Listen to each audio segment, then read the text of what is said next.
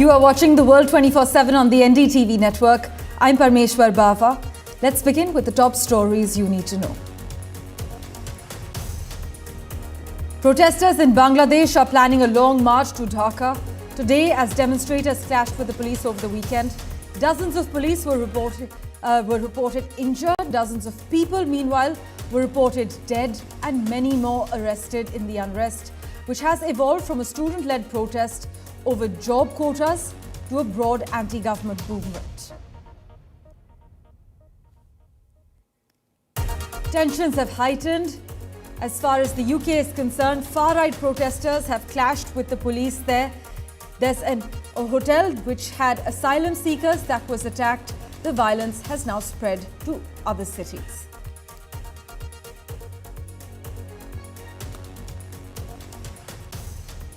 Tensions have heightened in the Middle East, with the US moving warships to the region to defend Israel if Iran attacks, while several Western governments urgently told their citizens to leave Lebanon as Hezbollah launched a barrage of strikes targeting Israel. Almost since the war began, Ukraine has worked to acquire F-16s from its allies and train pilots to fly them. Now, they're finally taking flight. The Ukrainian president has shared a video showing the new F-16s taking off, calling the moment a new phase for development for the Air Force in Ukraine.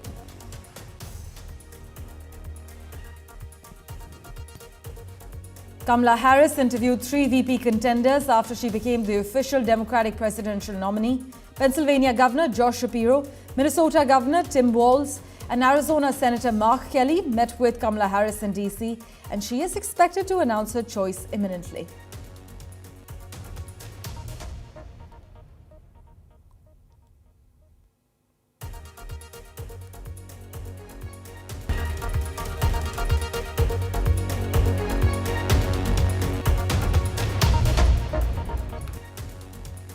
Well, our big focus. Over 90 people have been killed in Bangladesh as clashes erupted between police and anti-government protesters, who are now demanding that Prime Minister Sheikh Hasina step down. Sheikh Hasina said that those engaging in sabotage across Bangladesh in the name of protests are not students but terrorists, and asked people to suppress them with a firm hand. But the protesters have dismissed Ms. Hasina's invitation for dialogue aimed at quelling escalating violence and consolidated their demands into a unified call for the government's resignation. Here are the finer details.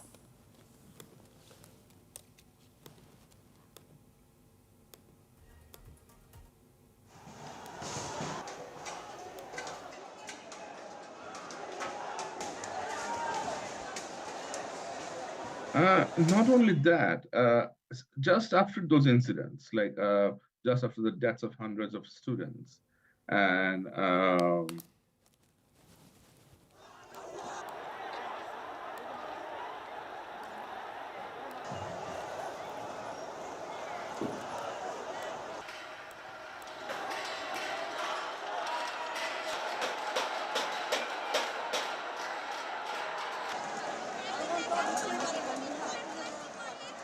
Right, for a quick update from Ground Zero, currently we have with us Zulkarnain Sair Khan joining us. Thank you so much for joining us with a quick update from Bangladesh.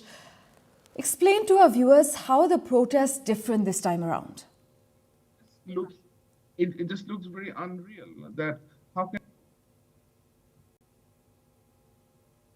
the protest you saw last month has been was initiated in a very peaceful manner. But what you see now is a continuation of the same protest, because since 16th of July last month, we have seen how the government deployed its security forces with lethal weapons to disperse the crowd, who basically killed hundreds of students and common people. And as a consequence to that, the students against discrimination, the student body who have been leading the protests, they demanded the Prime Minister with 9 points. They submitted a 9 points demand, and none of that were addressed properly by the authorities in Bangladesh. Now, we are aware that Students Against Discrimination have actually asked their compatriots to stop paying taxes and utility bills to pile pressure on the government. But is this movement widening into a political movement?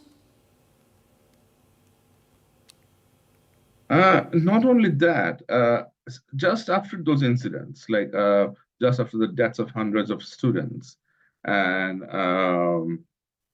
general people, Sheikh Hasina did arrange a meeting with the business community in Bangladesh in her office. And the opening remarks in that meeting from the Minister of Information in Bangladesh, whose name is Mr. Arafat, he said that some of the protesters looked like they were drugged. And he was kind of saying that these people who bravely stood in front of guns, the students, were probably drugged by some third party. And it just looks very unreal that how can you tell somebody or accuse someone of substance abuse who have died with police gunshot wounds. And again, the Prime Minister, the first thing she did was she went to visit some metro stations which were vandalized by the angry mob. And it was kind of a sarcastic thing to do, that so many young lives have been lost. And she was busy visiting stations, where computers have been burned, stations have been vandalized. And they're all after the opposition party, which is kind of non-existent. Well, Sheikh Hasina's government has been accused by rights groups of misusing state institutions to entrench their hold on power and stamp out dissent. Well, only the next few days will tell us how much trouble Ms. Hasina is in. With that, let's turn our attention now to the UK, where Prime Minister Keir Starmer has strongly condemned an attack on a hotel housing asylum seekers that saw at least 10 police officers injured, one seriously, describing it as far-right thuggery. In a statement from 10 Downing Street on Sunday afternoon, the British Prime Minister vowed that the authorities will do whatever it takes to bring these thugs to justice, and that justice will be swift. But terrifying footage from Rotherham showed masked far-right protesters kicking out windows to storm the Holiday Inn Express, as you can see on your screens at the moment.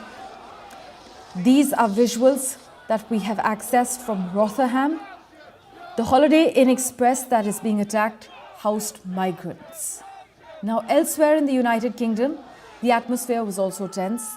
In the northeast town of Middlesbrough, protesters broke free of a police cordon, and as protests began in Bolton near Manchester, police said that a dispersal notice had been authorised to give officers extra powers to tackle anti-social behaviour.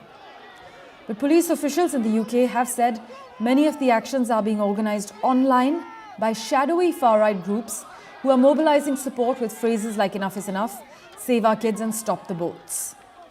They are actually tapping into a narrative amplified by right-wing media outlets and commentators about the scale of immigration in the UK, in particular migrants and refugees arriving in small boats from France across the English Channel. But Mr. Starmer's statement came as more violence broke out across the UK in the wake of a stabbing rampage at a dance class that left 3 girls dead and many more wounded.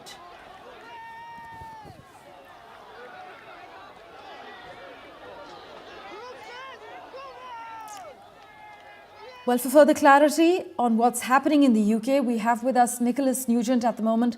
Thanks so much, Nick, for making time for us as always. Reports indicate that the recent riots in the UK were actually fueled by misinformation about the identity of a murder suspect, with some actually claiming that he was a Muslim immigrant. Critics, meanwhile, have repeatedly pointed out that the spread of misinformation and the amplification of xenophobic rhetoric about immigrants, as well as minority communities in the UK, has led to the current outbreak of violence.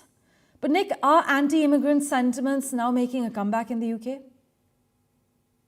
You're right that the spreading of the suggestion that the killer of these children was a Muslim first triggered the riots, and the first targets were mosques in the first day or two.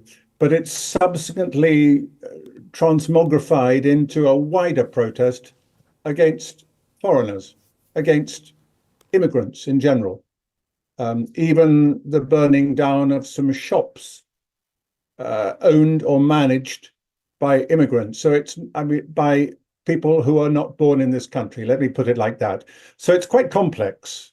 I think the Islamic element's gone now, and I think it's a wider issue. It's a race issue, to be blunt. It's people who don't look like us. Why should they be here?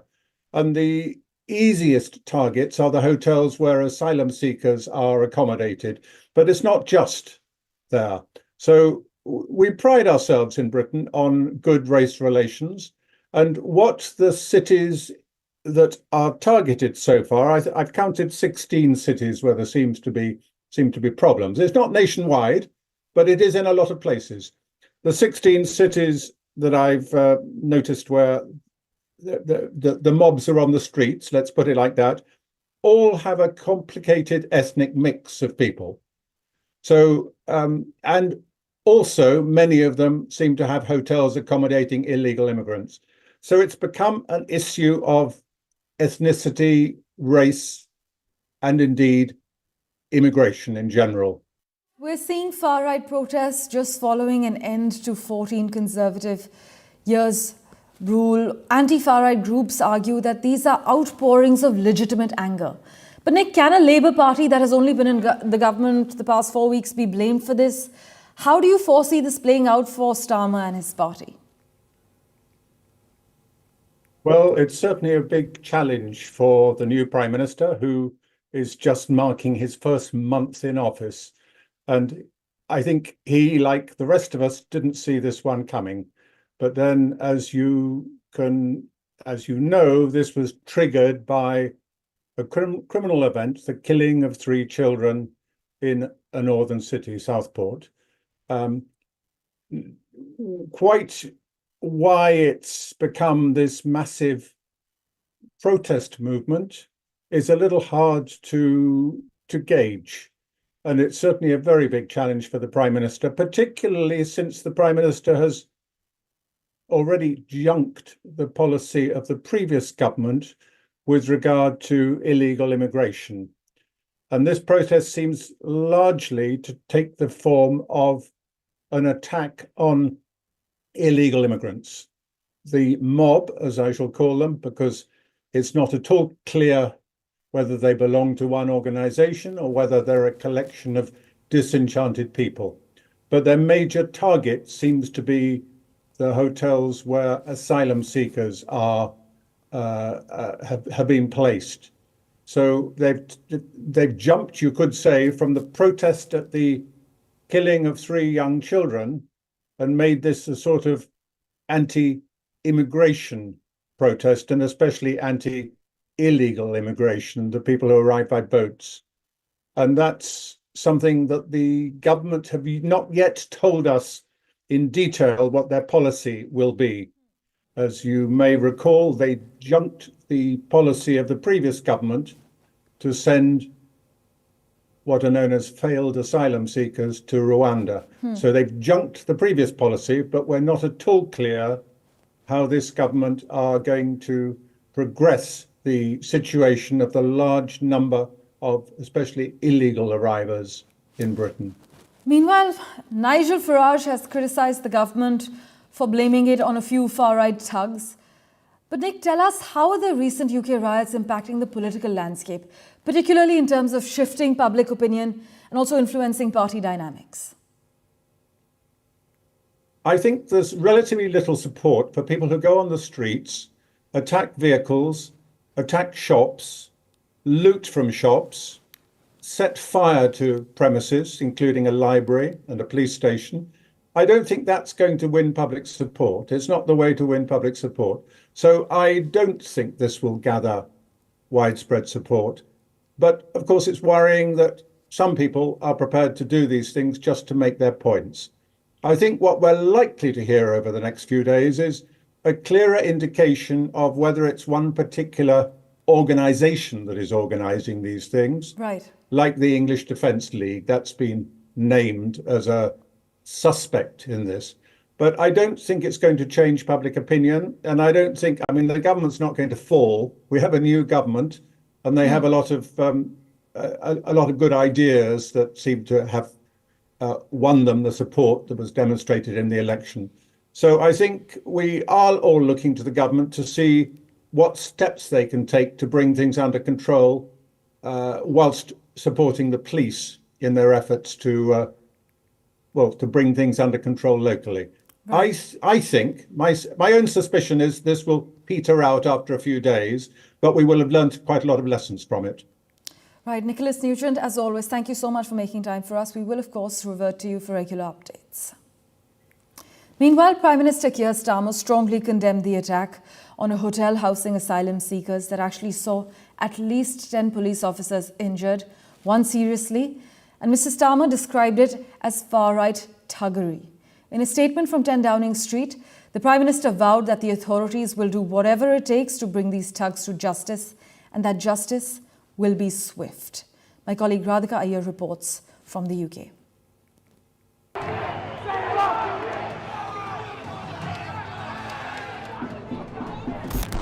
1 month into office as Prime Minister of Britain, Sir Keir Starmer's biggest challenge is currently underway.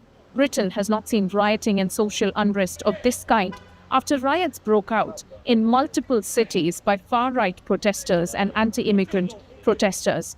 Cities such as Manchester, Hull, Belfast, Bristol, Stoke-on-Trent, even parts of London has seen sporadic, spontaneous protesters disrupting violence, breaking public property, attacking the police. 90 arrests have been made thus far, and on this weekend, if you are driving across cities such as London and other main cities in the UK, there are the greater chances that you may be giving way to fastly moving, roving policemen in their cars with sirens burning. The Prime Minister, Sir Keir Starmer, has said that these protests are sowing hate. He and the Home Secretary and the entire Labour government that has been newly elected in Britain has offered full support to the police teams to arrest, contain any sort of social unrest that's happening across the cities over the next few days. I utterly condemn the far-right thuggery we've seen this weekend. Be in no doubt, those that have participated in this violence will face the full force of the law. The police will be making arrests, individuals will be held on remand, charges will follow, and convictions will follow. I guarantee you will regret taking part in this disorder, whether directly or those whipping up this action online and then running away themselves. This is not protest, it is organised, violent thuggery. And it has no place on our streets or online. Occupants, mainly tourists, at a South Yorkshire hotel stared in fear and worry from the top floor as rioters attacked that particular hotel in South Yorkshire in England, otherwise a sleepy town and a calm town and a tourist attraction. Through bricks, broke glass windows, even managed to have a fire break out in the hotel. Arrests have been made, and the protests in that location have been contained. Well, it's very shocking to see this sort of racial violence motivated by far-right-wing Elizabeth extremists. I didn't see anything was bad for many years, but it needs to be dealt with robustly. A rapid response process has been initiated whereby emergency security will be provided across mosques in Britain after racist and anti-immigration protests have worried and disturbed Britain after many, many years. Radhika Iyer in London, NDTV. Well, news and updates continue on the other side of this very short break. Do stay tuned.